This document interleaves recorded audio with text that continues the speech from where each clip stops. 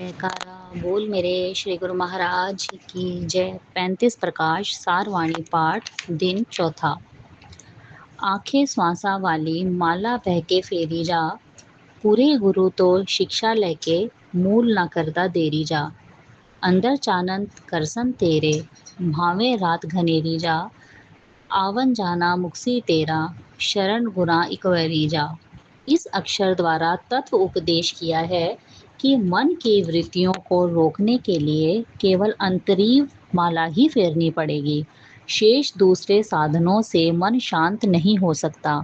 यह संशय अधिकतर प्रत्येक साधक के मन में भी होता है कि महाराज, हम पूजा पाठ गुरु मंत्र इत्यादि का उच्चारण या ग्रंथ इत्यादि भी पढ़ते हैं, परंतु हमारा मन स्थिर नहीं होता।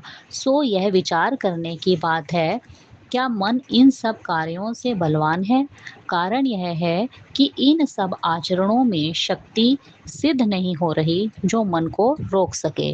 वास्तव में सिद्धांत यह है कि मन सूक्ष्म होने के कारण अक्षरों द्वारा वश में नहीं आ सकता।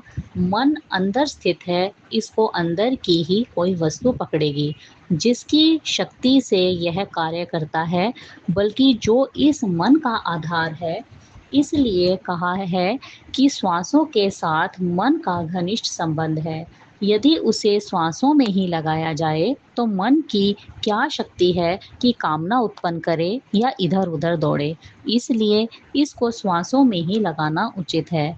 श्वास में एक गुप्त शब्द जो हर समय हर मनुष्य के अंदर हो रहा है, उसकी आवाज़ को पहचान लेगा और उसी के में मग्न होकर विकारों से दूर कर रहेगा।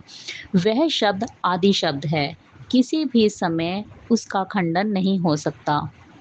मन मंदर तन वेश कलंदर, घटी तीरथ नावा। एक शब्द मेरे प्राण बसत हैं, बहु जन्म ना आवा। वह शब्द ब्रह्म है जो निराधार है, बल्कि उसका आधार कुल संसार के प्राणियों को है। वह शब्द 2.5 अक्षर वाला है।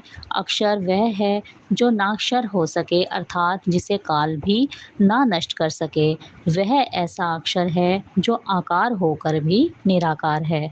इसलिए उस निर्गुण को यह निर्गुण मन पहचानेगा, परंतु इसकी विधि पूर्ण गुरु ही बताएगा। पढ़ पढ़ के सब जग मुआ, पंडित भया न कोय। 2.5 अक्षर प्रेम के, पढ़े सो पंडित होए। फिर कहा है कि ए जीव, तू देर ना कर, शीघ्र अति शीघ्र शांत पद को प्राप्त करने के लिए सद्गुरु की शरण प्राप्त कर। वह दिव्य दृष्टि से तेरे अंदर प्रकाश करेंगे। उत्तरकांड रामायण में वाक्य है, राम भक्ति चिंतामणि सुंदर, बसे गरुड़ जाके उर अंतर। परम प्रकाश रूप दिन राति, नहीं कछु चाहे दिया घृत बाती। जो वेद का मत आदि से ही महापुरुषों ने चलाया है कि उसी रीति से पूर्ण सद्गुरु इस जीव को वास्तविक स्वरूप की पहचान कराएंगे जो प्रकाश रूप है।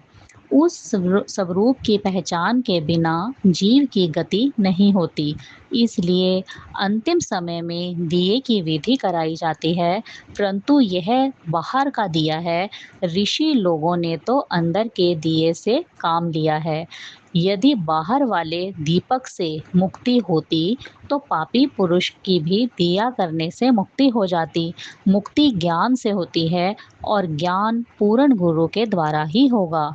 इसलिए महापुरुषों के भेद को जानना कठिन है। सर्वसाधारण सांसारिक प्राणियों की चाल चलना तो सरल है, परंतु अंदर के दर्शन करने साधारण नहीं। गीता में भगवान कृष्ण ने कहा है कि जो कृष्ण पक्ष में शरीर छोड़ते हैं वे नरगामी होते हैं, और जो शुक्ल पक्ष में छोड़ते हैं वे मुक्त हैं। अब विचार किया जाए तो यह एक रहस्य है। यदि कृष्ण पक्ष हो तो आगे पीछे पापी या धर्मी शरीर छोड़ते ही रहते हैं। जैसे महापुरुष गुरु नानक देव जी ने अंधेरे पक्ष अर्थात असूझवदी दशमी को अपना पवित्र शरीर त्यागा था और दृष्टि से आलोक हो गए। ऐसे ही ऋषियों मुनियों ने भी जंगलों में एकांत बैठकर अपना शरीर छोड़ा। वहाँ दिया तो हो न सका, क्या वे नरक को गए होंगे? वास्तव में ज्ञान शुक्ल पक्ष है और अज्ञानता कृष्ण पक्ष है। इसलिए जो जीव पूर्ण गुरु की शरण को प्राप्त करके योग सिद्धि द्वारा वह तीसरा नेत्र खोलेगा और अंदर अपने प्रकाश स्वरूप को जान लेगा, इससे वह चाहे अंधेरे पक्ष में ही शरीर क्यों ना छोड़े तो भी मुक्त होगा। यदि बाहर के दीपक से या शुक्ल पक्ष इत्यादि से मुक्ति प्राप्त होती, तो राजा परीक्षित को क्या आवश्यकता थी कि शुकदेव जी ने आकर उनको मुक्त किया। फिर भागवत पुराण 11वें स्कंद में भगवान श्री कृष्ण ने अपने माता पिता को ज्ञान प्राप्ति के लिए गुरु उपदेश नारद जी से कर दिलवाया। लख पीर पैगंबर औलिया, लख पंडित मुल्ला शेख, शांत किसे ना आया बिन गुरु के उपदेश। घट में देव तुम्हारा साधो, घट में देव तुम्हारा, पढ़ पढ़ पुस्तक जप जप मंत्र, उल्टा जाल पसारा। जागृत स्वप्न सशोपत भटके, तुरिया सहज द्वारा, आंख खुली तो वाह वाह बोला, जहाँ से चला बेचारा। सुख सागर तो अंदर बैठा, बाहर फिरे गंवारा, मात पिता सुत बंधप के रस, जन्म जन्म पचहारा। जिस मार्ग से आया हंसा, उलट होए सुखारा, इणा पिंगला सुषमन ऊपर, सो घर से निर्धारा। दासन दास उलट घर अपने, देख जोत चमकारा। घट में देव तुम्हारा साधो, घट में देव तुम्हारा। बोलो जयकारा, बोल मेरे श्री गुरु महाराज की जय।